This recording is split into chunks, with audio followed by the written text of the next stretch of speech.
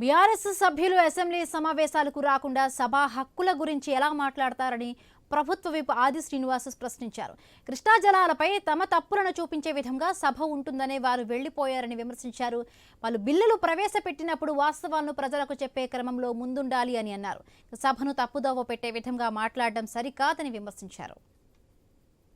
కృష్ణా జలాలపైన తమ తప్పును కప్పిపుచ్చుకునే ప్రయత్నం కూడా చేయలేని పరిస్థితిలో ఉన్నామనేటువంటి భావనలో సభ నుంచి వెళ్ళిపోయినటువంటి వాళ్ళు మళ్ళీ నిన్నటి రోజు మా గౌరవ ముఖ్యమంత్రి గారి పైన సభ హక్కులకు సంబంధించిన నోటీస్ ఇచ్చినట్టుగా, అదే సభకు రానటువంటి మీరు సభ హక్కుల గురించి ఎలా మాట్లాడతారనేది ప్రజలు ఈరోజు మేము నిలదీసేటువంటి సందర్భంలో శాసనసభలో గౌరవ ముఖ్యమంత్రి శ్రీ రేవంత్ రెడ్డి గారు, గౌరవ నీటిపారుదల శాఖ మంత్రి ఉత్తమ్ కుమార్ రెడ్డి గారు, ఇతర ప్రజా సమస్యలపైన గౌరవ మంత్రులు పలు బిల్లులు ప్రవేశపెట్టినప్పుడు శాసనసభ ప్రొసీడింగ్స్ ప్రకారమే వాస్తవాలను ప్రజలకు చెప్పే ప్రయత్నం చేసిన సందర్భంలో